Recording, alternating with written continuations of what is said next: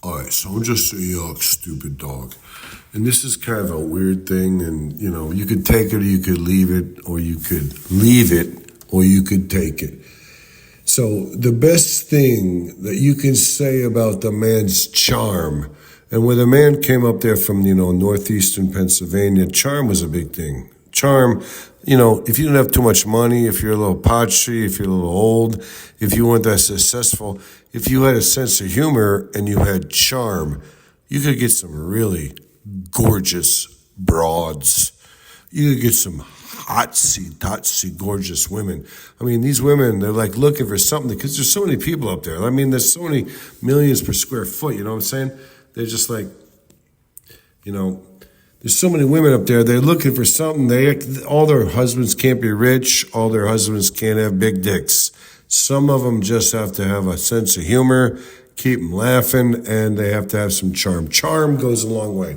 But the man was like, I've got charm. And people are like, you don't have any charm. You're the most uncharming person ever. You smell. You smell like old rancid mayonnaise. How is a person who smells like mayonnaise going to have charm? And the man's like, I've got charm. And the man's proof that he had charm.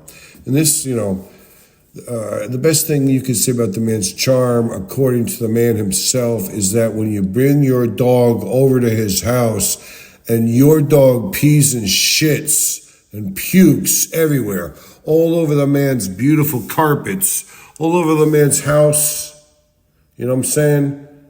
The man is okay with it. He remains cool, even though he'll yell and scream and even beat his own dog for the same offenses. And believe me, I know it. I'm the dog who took those whoopings. One time the man ripped off a piece of crown molding because he was like, it's a rigid whip. You know what a rigid whip is? It's more harsh and more vicious than a regular whip. A regular whip is nasty. A rigid whip is demented. Just figure that one out for yourself. He whipped me with a rigid whip. Don't worry about it. He ripped off a piece of crown molding off his, like the floorboard, and he whipped me with it because I vomited. I vomited some kind of a horrifyingly pasty grass. I eat a bunch of grass.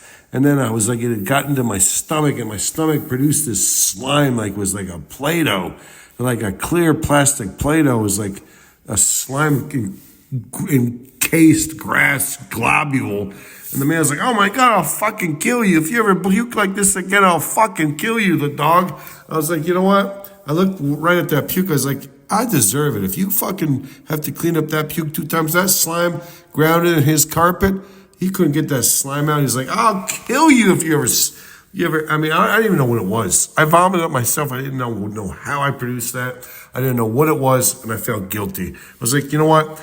I deserve that whipping, but that whipping I'll never forget. That was a rigid whipping. It was like hard. It was a hardcore ass beating. But anyways, and even if he steps in shit that squishes up between his toes. And the man always told me, the one time the man, he tried to drown me.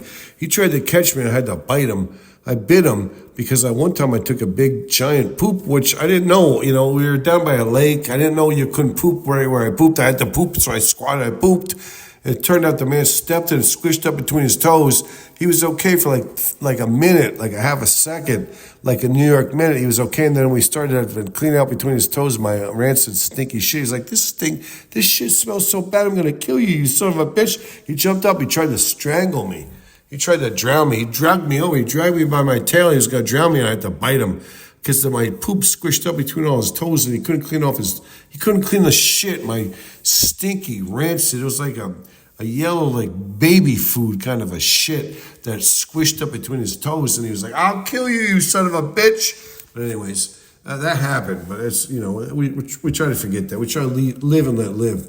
And even if you step in, the man, even if the man steps in a shit that squishes up between his toes of someone who's visiting his house, if your dog does that and the man steps on it, he remains cool as long as it's not me. Me, the living dog, he'll try to drown, but your neighbor's dog, the friend's dog, the biker gang's dog, people visit, we're okay with it. I always thought that was kind of shitty myself, but whatever. It's what he says is, he has charm that way. He has a lot of charm. He's like, I can step on a big pile of dog shit, squish up between my toes.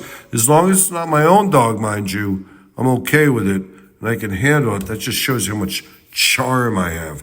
I'm effusive with charm that way. He remains cool.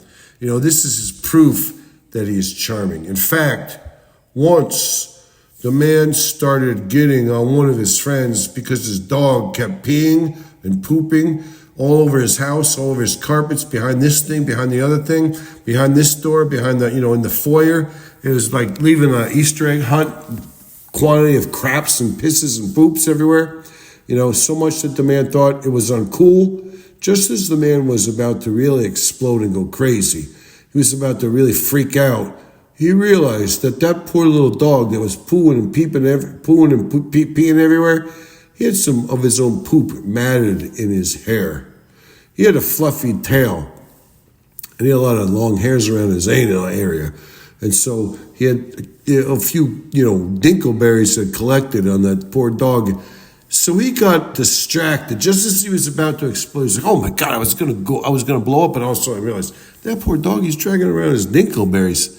He's like flying a kite with a bunch of dingleberry tail, you know what I'm saying?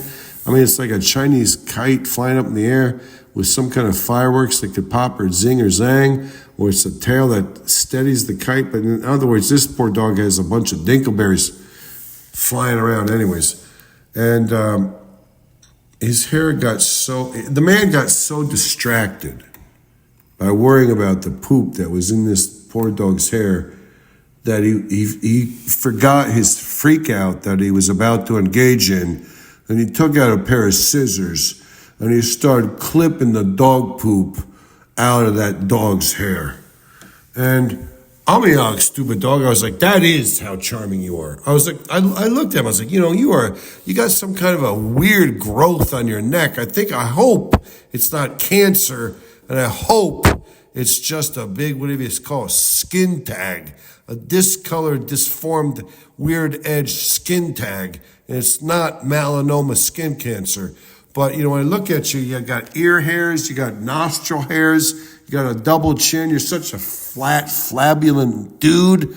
But I was like, I'm a stupid dog. I was like, if you're going to be willing to clip, you're about to freak out and get all pissy and shitty and go ballistic. And then all of a sudden you realize this poor dog's dragging around a bunch of its own dingleberries. And you take the time to get your scissors and clip these freaking dingleberries out of this dog's hair. And you get distracted by your mercy mission of dog dingleberry clipping and you groom this dog. You do have some charm. That's what I said. I said, the man, you do have some charm, the man. You got charm. You got charm exuding from your pores, your greasy, broad, disgustingly over large pores. You got charm.